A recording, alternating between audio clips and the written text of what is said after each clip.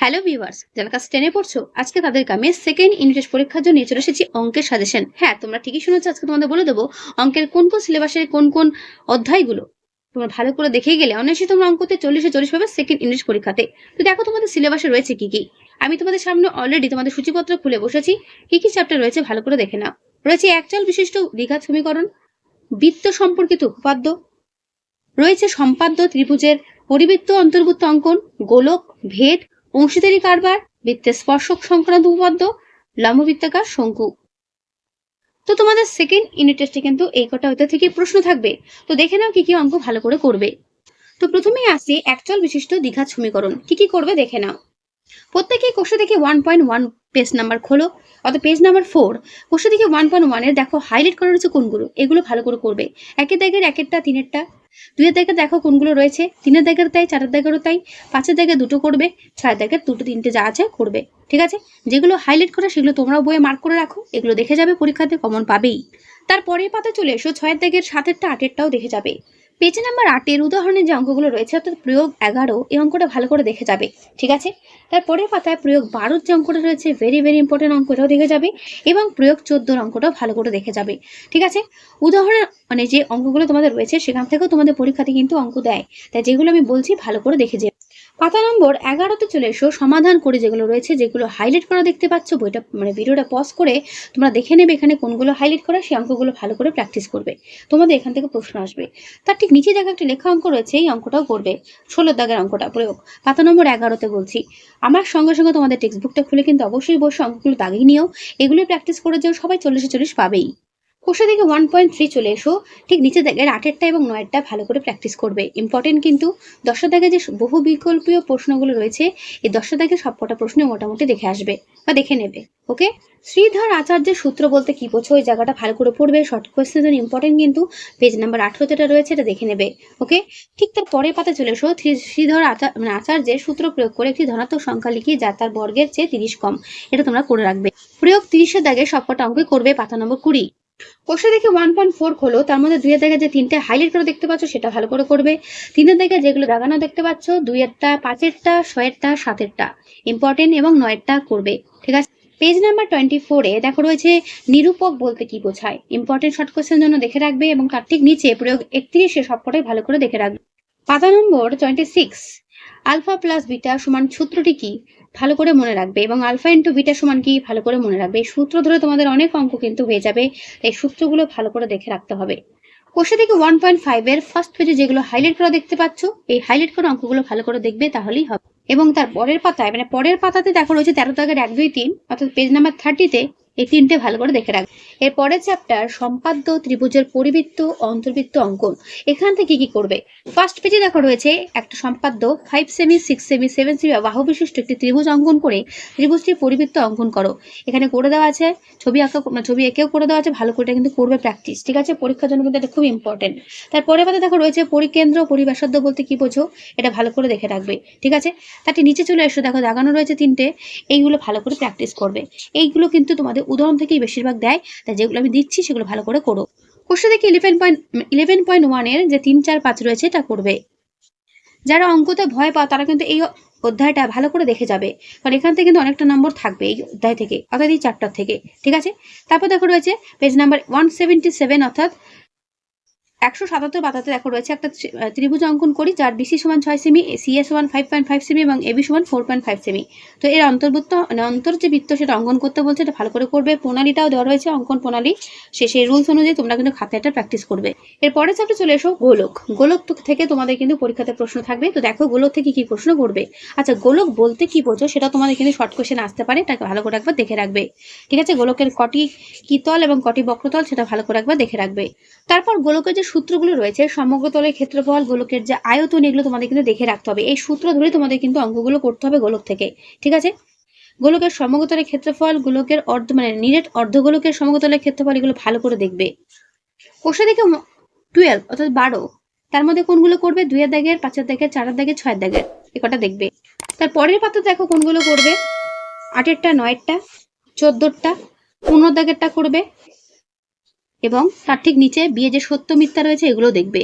যেগুলো তোমাদের পরীক্ষাতে আসতে পারে সেগুলো তোমাদের সামনে আমি তুলে ধরছি, সেগুলো ভালো করে করো, দেখবে এর মধ্যে কমন পেয়ে যাবে। এরপরের চ্যাপ্টার ভেদ। দেখো ভেদ থেকে কি কি প্রশ্ন করবে। ভেদ পাতাতে প্রথমে দেখো রয়েছে সরল ভেদে এবং ভেদ ধ্রুবক, এই জিনিসগুলো ভালো করে দেখে রাখবে। শর্ট কোয়েশ্চেন তোমাদের কিন্তু এখান থেকে প্রশ্ন আসবে। যে জায়গাগুলো হাইলাইট করে দেখতে পাচ্ছ এগুলো ভালো করে দেখে রাখবে। প্রয়োগ 3 পাতা নম্বর 188, প্রয়োগ 3 অঙ্কটা ভালো করে দেখবে এবং প্রয়োগ 4। ঠিক আছে, প্রয়োগ 3 এবং প্রয়োগ 4 দেখে রাখবে। তারপরের পাতা চলে এসো। ব্যস্ত ভেদে ভেদ ধ্রুবক বলতে কি বোঝো দেখে রাখবে। পরের পাতায় প্রয়োগ 11, 12, 13 এবং 14 ইম্পর্টেন্ট করবে। পাতা নম্বর 193 প্রয়োগ 21-এরটাও করবে। পাতা নম্বর 194-তে প্রয়োগ 23-এরটাও করবে। কোষে দেখি 13-র 5-এর দাগের 4-এরটা অর্থাৎ পাতা নম্বর 196-তে করবে। ঠিক আছে, যেগুলো হাইলাইট করে দেখতে পাচ্ছ তোমাদের সামনে সেগুলো প্রত্যেকটা কিন্তু ইম্পর্টেন্ট, এগুলো ভালো করে করবে। ওকে, দেখে নিলে। এরপরের চ্যাপ্টার চলে আসো অংশীদারি কারবার। কি কি করবে দেখে নাও। তার আগে তোমাদের অংশীদারি কারবার জিনিসটা বোঝার জন্য এই যে বক্সের মধ্যে লেখাগুলো তোমাদের কিন্তু একবার পড়তে হবে, কেননা এখান থেকে তোমাদের শর্ট কোয়েশ্চেন দেবে। পাতা নম্বর 201-এ প্রয়োগ 9-টা ইম্পর্টেন্ট ভালো করে করবে। শুধু যে অঙ্কের বড় প্রশ্ন দেয় তা তো নয়, ছোট ছোট প্রশ্নও দেয়, সেগুলো অনেকে পারি না বলে হয়তো ফুল নাম্বার তুলতে পারি না। তাই প্রত্যেকে বলবো অঙ্ক চ্যাপ্টার শুরু করার আগে অঙ্ক লেসনের ফার্স্ট পেজটা একবার ভালো করে দেখে রাখতে, তাহলে যে শর্ট কোয়েশ্চেন তোমাদের দেবে সেটা তোমরা বুঝতে পারবে। পাতা নম্বর 202-এ প্রয়োগ 11টা দেখবে, ইম্পর্টেন্ট কিন্তু। এরপর চলে এসে কোষে দিকে 14, 1-এরটা করবে, 2-এরটা করবে।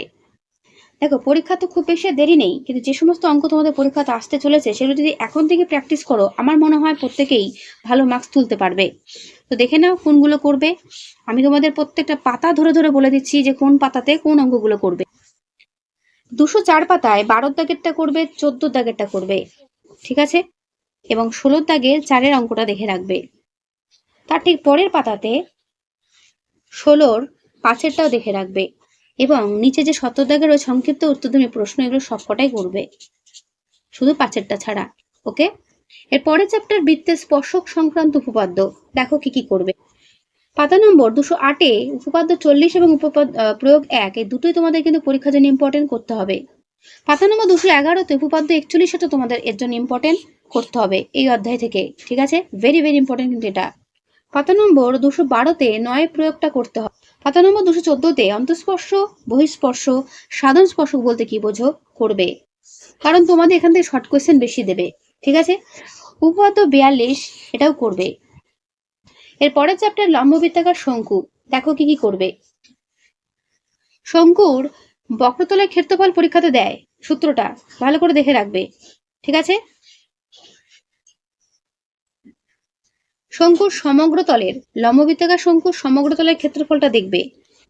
শঙ্কুর উচ্চতা বার করার সূত্রটা দেখে রাখবে। এই সূত্র দিয়ে তোমাদের অনেক অঙ্ক হয়ে যাবে। এবং শঙ্কুর যে আয়তন এটাও করবে, এই সূত্র থেকে তোমাদের শর্ট কোয়েশ্চেনও দিতে পারে। কোষে দেখি 16-তে যেগুলো হাইলাইট করে দেখতে পাচ্ছ 1, 2, 3, 4, 5 এবং তার ঠিক নিচে রয়েছে 10 আর 11, ওগুলো ভালো করে করবে, ইম্পর্টেন্ট কিন্তু। এর পরের চ্যাপ্টার সদৃশতা বা সিমিলারিটি। দেখো কি কি করবে। কোষে দেখি 18.1 অর্থাৎ 18.1-এর যে রয়েছে কোষে দেখি তার 1-এর দাগে শূন্যস্থান এবং 2-এর দাগে সত্য মিথ্যা দেখে যাবে শর্ট কোয়েশ্চেনের জন্য। পাতা নম্বর 241-এ প্রয়োগ 1 এবং 2 ইম্পর্টেন্টের জন্য করবে। পাতা নম্বর 255-তে উপপাদ্য 48 যেটা রয়েছে সদৃশতা থেকে করবে।